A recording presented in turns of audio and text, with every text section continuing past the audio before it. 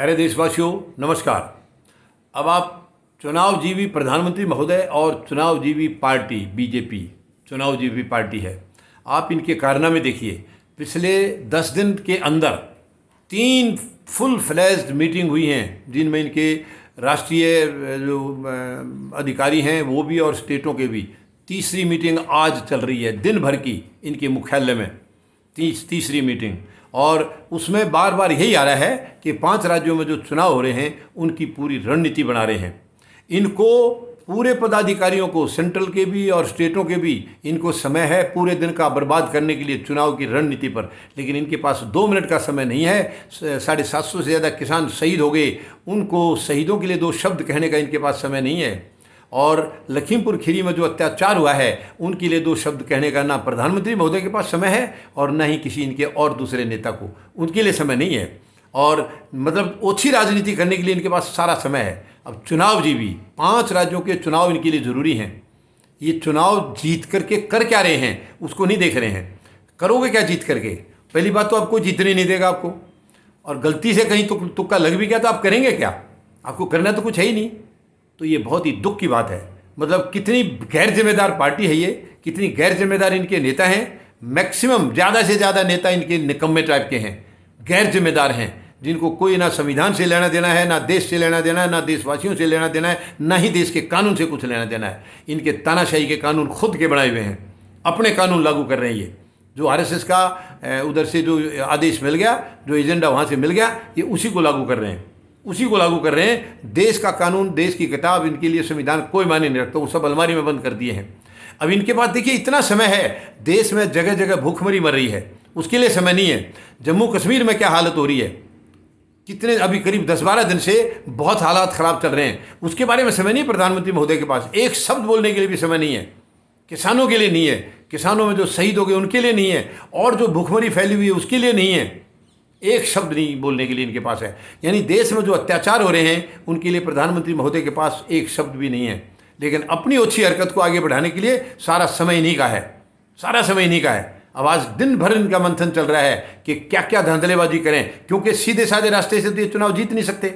इनको कोई खड़ा भी नहीं होने देगा। इनकी तो गाँव में एंट्री बंद कर रखी है। उत्तर प्रदेश, हरियाणा, पंजाब में तो इनकी गाँव में एंट्री बंद कर रखी है। गाँव के बाहर बोर्ड लगा रखे हैं कि बीजेपी के किसी भी उम्मीदवार, किसी नेता को या कार्यकर्ता को यहाँ आने की इजाज़त नहीं है, गांव में अंदर घुसने की इजाज़त नहीं है। ऐसे बोर्ड लगा रखे हैं। बोर्ड लगा रखे तो क्या जीतेंगे आप, क्या चुनाव लड़ेंगे? मगर अब जो रणनीति जो बन रही है वो रणनीति नहीं है, ये कुछ चोर नीति बन रही है इनकी, कि अब कौन से तरीके से, कौन सा हथियार अपनाया जाए जिससे कि हम चुनाव जीत जाएँ बिना रुकावट के। लेकिन ये हथियार आपके कोई काम आने वाले नहीं है। मैं आपको चेतावनी देना चाहता हूँ, पूरी सरकार को और पूरे इनके नेताओं को, सो कॉल्ड नेताओं को, आप जितनी मर्जी रणनीति बना लें, देश ने रणनीति अपनी बना ली है, किसानों ने अपनी रणनीति बना ली है, गरीब और मजदूर ने अपनी रणनीति बनानी है। आपके लिए क्या उन्होंने करना है वो बना चुके हैं रणनीति। आपकी रणनीति अभी कोई काम नहीं आएगी। वो जो रणनीति फाइनल होनी थी वो हो चुकी है। आपको आपकी औकात इन 5 राज्यों के चुनाव में दिख जाएगी। और इनके चुनाव होते होते मुझे नहीं लग रहा है कि ये केंद्र सरकार आगे टिक पाएगी। कोई वजह नहीं है। केंद्र सरकार को जाना होगा। 5 राज्यों का जैसे ही नतीजा आ जाएगा इस सरकार को जाना होगा, क्योंकि इनके पास टिकने के लिए और कोई बहाना नहीं है, फिर कोई रास्ता नहीं है। जहाँ जहाँ भी इनकी सरकार आज है इस वक्त, वहाँ के सब के कारनामे ऐसे ही हैं। इतनी गंदगी मचा रखी, ना कहीं बहन बेटियों के लिए कोई सुरक्षा है, ना ही कहीं एजुकेशन में इन्होंने कोई कहीं बढ़ावा दिया है, ना ही किसी गरीब की गरीबी दूर करने में इन्होंने कोई काम किया है, ना कहीं अस्पताल बनवाए हैं, ना कहीं इन्होंने ऑक्सीजन प्लांट लगाया है। कुछ भी नहीं है, कोई स्कूल कॉलेज कुछ नहीं है। पहले से जो संसाधन थे उनको बेचा जा रहा है, उनको बेचा जा रहा है, बनाया कुछ भी नहीं है।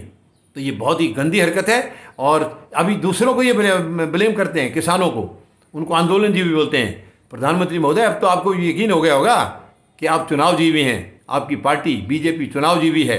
अब तो आपको समझ जाना चाहिए कि आप जो किसानों को दोष देते थे वो दोषी नहीं है, वो तो आंदोलन मजबूरी में कर रहे हैं। कोई खुश नहीं है यहाँ सड़कों पर बैठ करके, 1 साल होने वाला है, कोई खुश नहीं है। कड़ाके की ठंड, बारिश, गर्मी, सब मौसमों में यहाँ बैठा है किसान। शौक नहीं है उनको शौक नहीं, उनका खून जल रहा है, बल्कि खेतों से दूर हैं। क्योंकि किसान का सारा समय दिन और रात उसकी खेत में जाती है। बहुत सारे किसान रात को खेत में ही सोते हैं, रात को काम करते करते वहीं सो जाएंगे, खाना उनके घर से चला जाएगा, वहीं सो जाएंगे, वहीं सुबह उठ के फिर लग जाएंगे। ये है किसान की ज़िंदगी।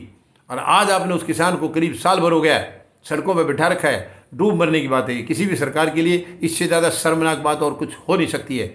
जो अपने किसान को भी तड़फा दिया, किसान को भी जिसने इस तरीके से यहाँ 1 साल तक मतलब जिद करके बैठा दिया है, इससे ज़्यादा डूब मरने की बात और कुछ हो नहीं सकती है किसी भी सरकार के लिए। बहुत ही दुखद है, ये बहुत ही दुखद है। लेकिन अब समय आ गया है, अब आपके अंत की शुरुआत हो चुकी है। अब ये ज़्यादा से ज़्यादा 2022 के जो चुनाव शुरू में पहले दूसरे महीने में जो होने हैं 5 राज्यों के, यही आपका अग्नि परीक्षा है। इसी में आपकी सरकार का खात्मा हो जाएगा, यहीं से आपका अंत हो जाएगा। आप निश्चिंत रहें, किसान वो सारी प्लानिंग बना चुके हैं। धन्यवाद। जय जवान, जय किसान, जय हिंद।